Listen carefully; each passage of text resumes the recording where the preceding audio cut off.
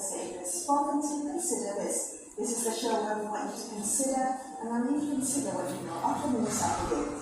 So this is hosting the 46th ASEAN Summit this week, alongside key meetings with the Gulf Cooperation Council and China. The coming together of these burgeoning economies, signaling a shifting power dynamics in a changing world.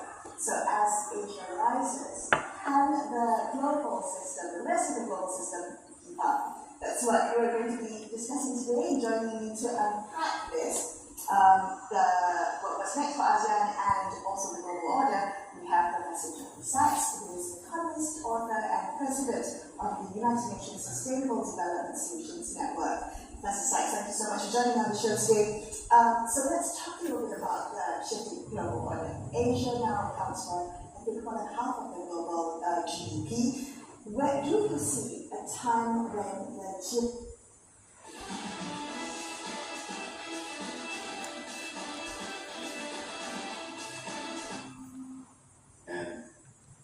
and global politics for centuries and centuries, up until really around the year 1700 or so, when the European rise came to dominate most of the world for a period of 250 or 300 years. That phase is ending. We're going back to a more balanced or multipolar world. The rise of all parts of Asia, of course, China is probably the single most notable change, but very fast-growing, most populous country of the world. And this summit is also next it is so-called really rest of Asia. All of this means that Asia is now back to the world society.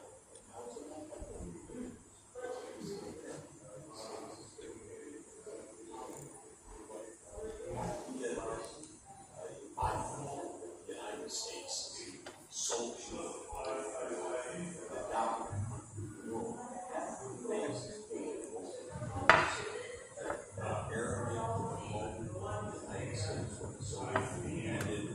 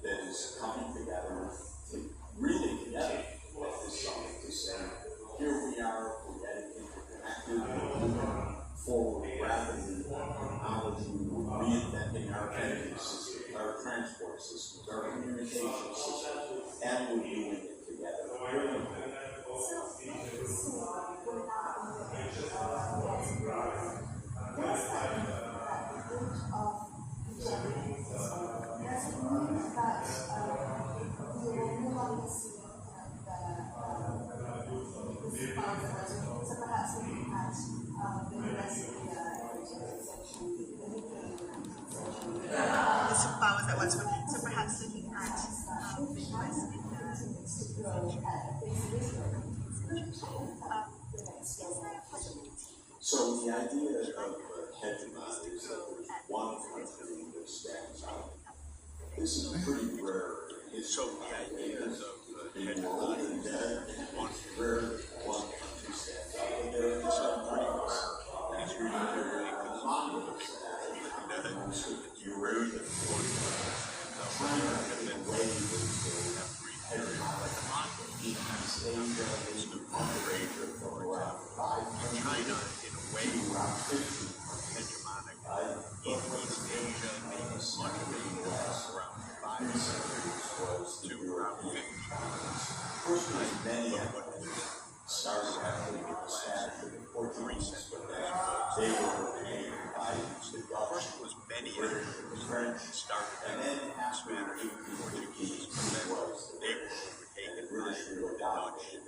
They dominated obviously Malaysia. But the British dominated most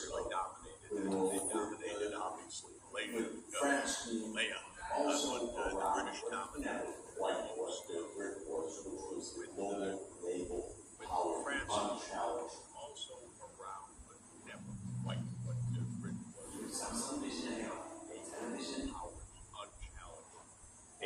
Wars 1815 to the beginning of World War I. Then Europe went into this extraordinarily self-destructive period to civil Europe and Europe, the First World War, the Second World War. The Second also had the major wars of this region.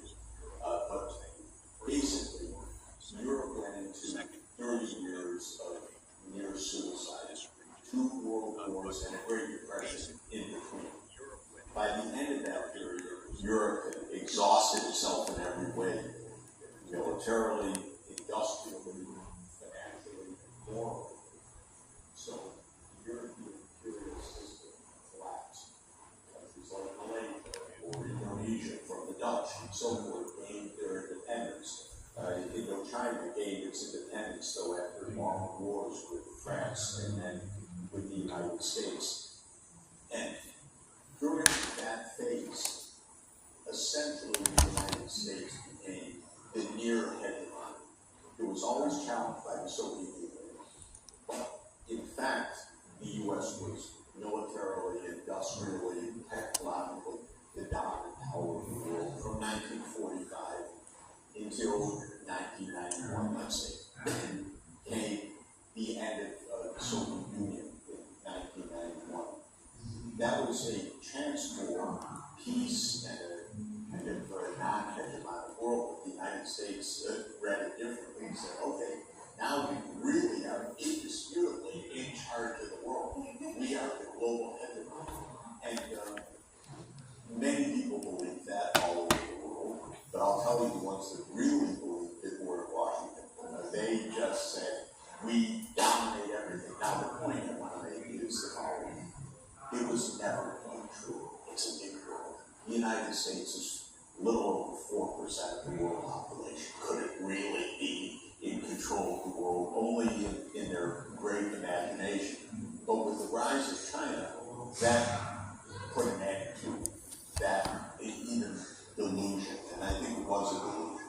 Now what's happened with the Ukraine war and with the events of the last 10 years is to say, it's not only China, Russia is the largest country in the world by land area, 17 million square kilometers compared to roughly 10 million for China or the United States and Canada. And so Russia is very big, filled with resources, militarily powerful. They're a superpower, no question. And it's also India. India's got a larger population than China now. China's population has peaked. It's started gradually to come down. It will continue to go down. India is still rising, 1.5 billion people now. And India's growing rapidly. So to answer your question, my view is no, China's not going to be the next hegemon. There won't be a next hegemon.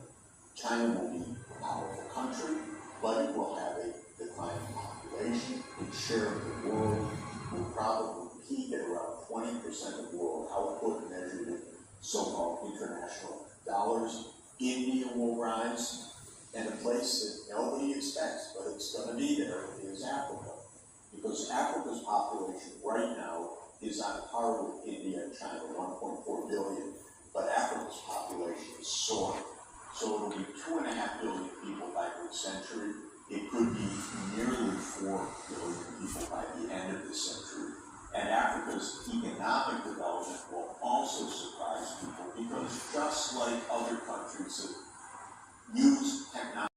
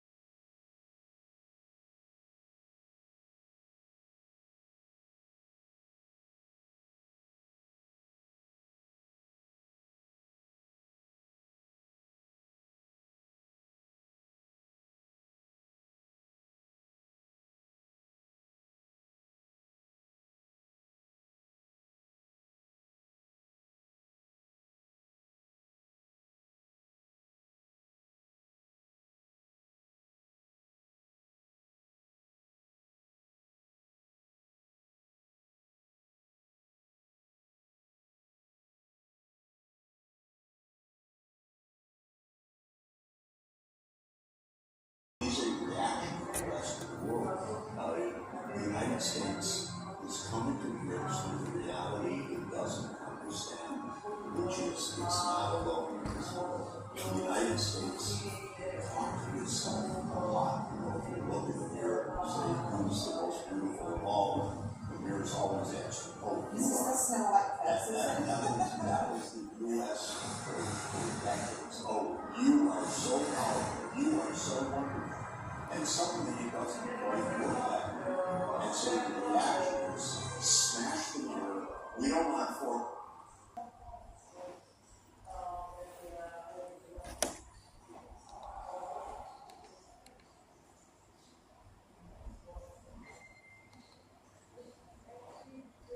Years to come back to some basic common sense, but the tariff wars, the deporting, arresting and deporting students, and telling Harvard University you can't have foreign students. This is a kind of cultural war going on in the United States right now, and it has its roots in the end of the illusion of hegemony. Part of that illusion was the global leadership position that the US took on in challenges like climate and global trade and conflict, even peacekeeping, or even spreading democracy. All these principles the US came to espouse. Yes. What then happens to these pressing issues? Who then takes moral leadership, global leadership on these issues in a multipolar world? So I think the key is to distinguish two concepts. One is multipolar, and the other is multilateral. Can they coexist? Well, multipolar means many poles of power. And I would say the major powers in the world are now the United States, China, India, Russia, and if Europe gets exactly like Europe. And Europe is a strange bird because it's actually 2,700 countries that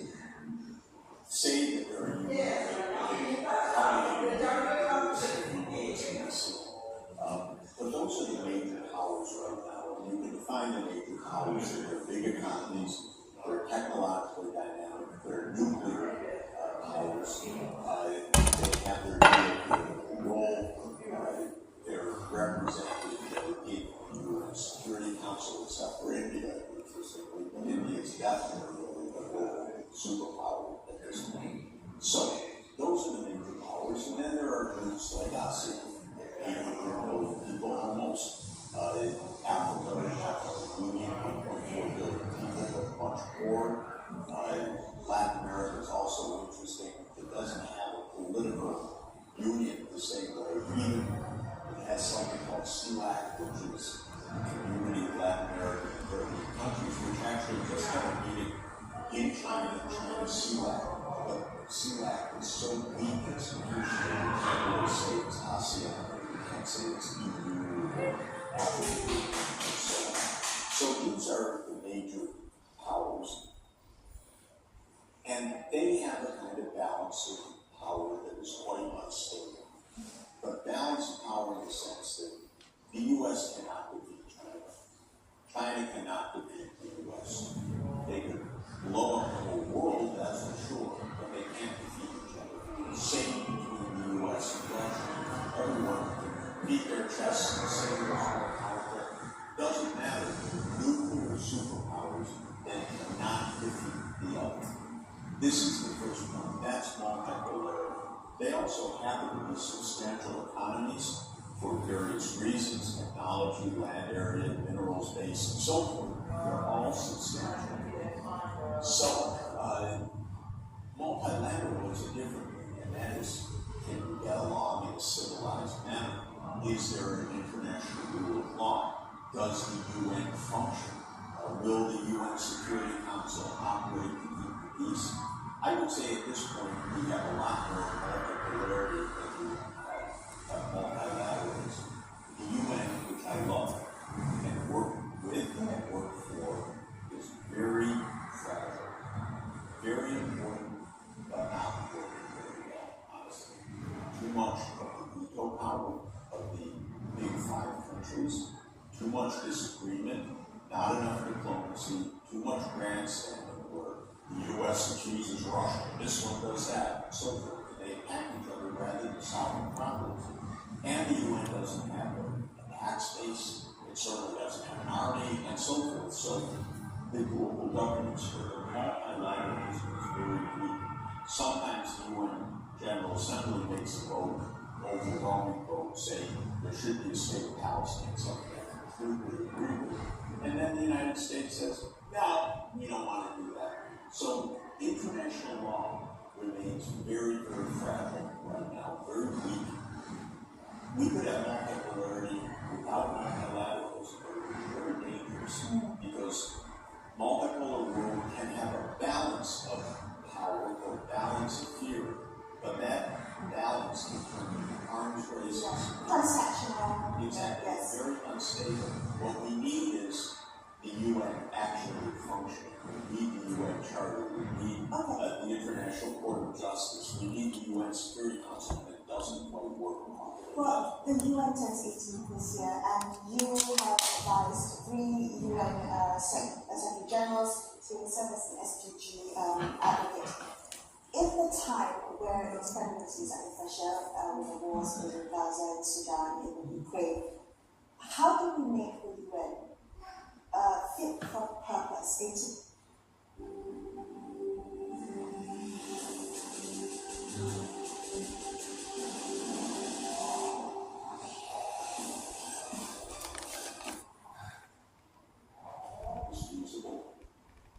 Canality should say to us, oh, we need reform, so let's do it. So that's where I need reform, so let's do it. So that's where I hope always happens. There is a lot of pessimism around whether the UN can function the way it was made to function. The pessimism is also realistic, but we can't let pessimism determine our fate. There must be hope. Use problem-solving approach to say what needs to be done.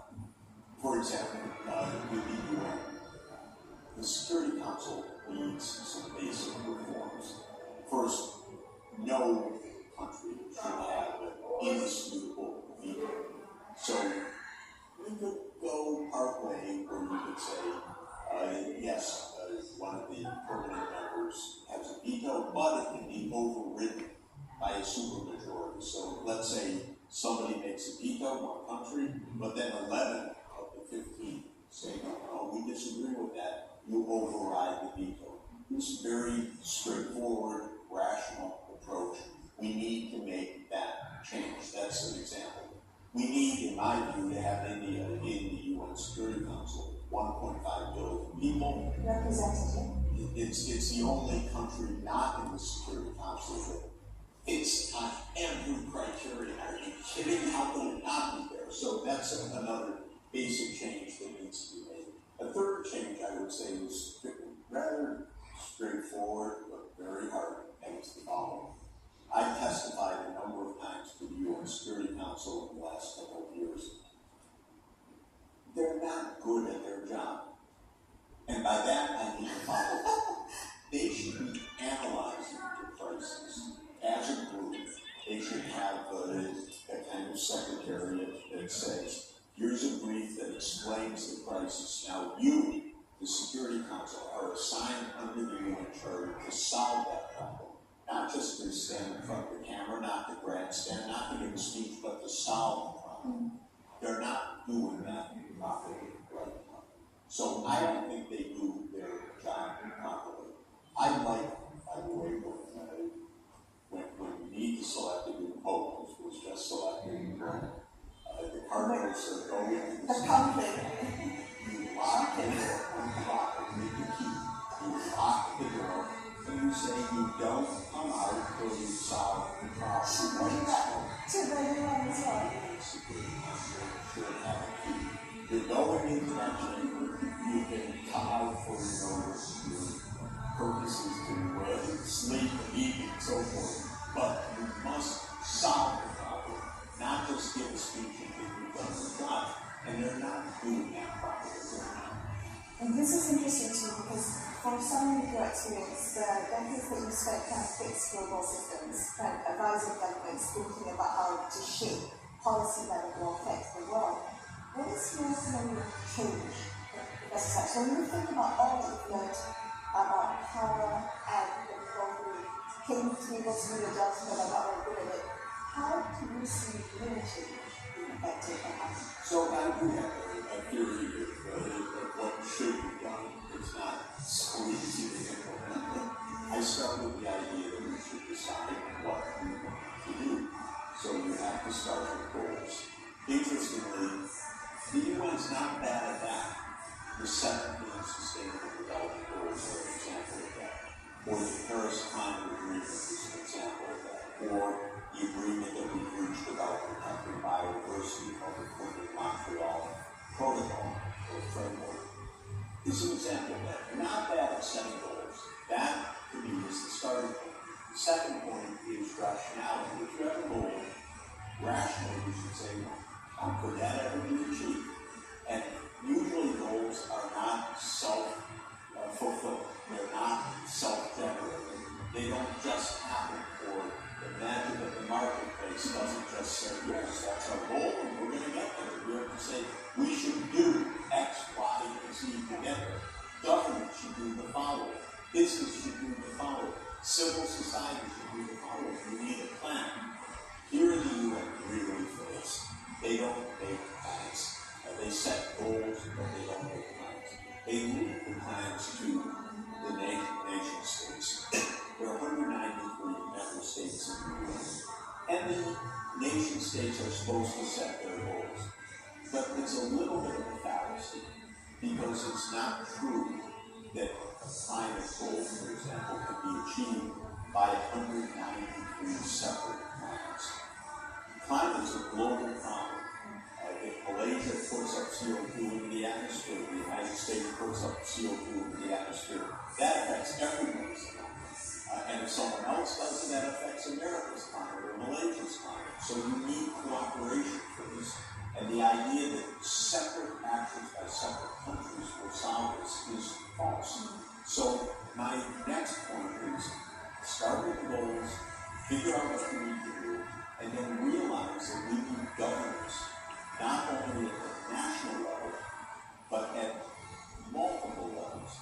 At the global level, at the regional level like ASEAN, at the national level like Malaysia, at the local level or state level, Senlang or Kuala So we're going to have what's sometimes called a federal government, which we're not federal, but well, federal is the word we're talking, which means multiple levels, that there's not one level of government. We're not good at that because it was drilled into us by the Europeans over centuries that the only real government is the nation. That's a European idea that comes from the European empires. It's a nonsense. Even the Europeans are finally figuring this out. That's why they have the European Union as weak as it is. China was a united giant for 2 millennia, so they don't have exactly the same mindset as in the US world or the European world. But this idea that the nation is the organizing principle of the world is just a mistake. So we need to strengthen the UN for global things, we need to strengthen ASEAN for regional things, and so on. And we need local governments also to function, that they're not just under the thumb of the national government, but they have their own tax base and they can also do independent things.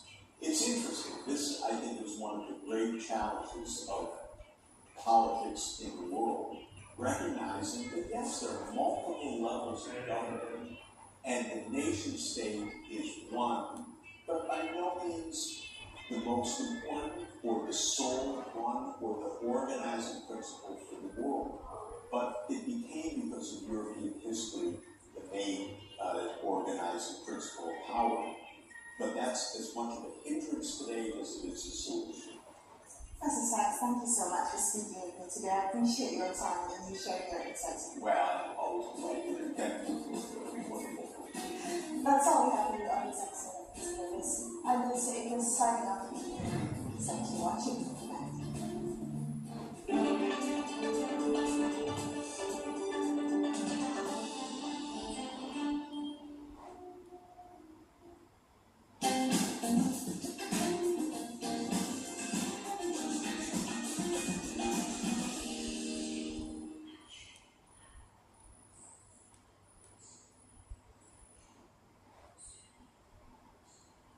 Nak semua benda ni, kena berduit tau.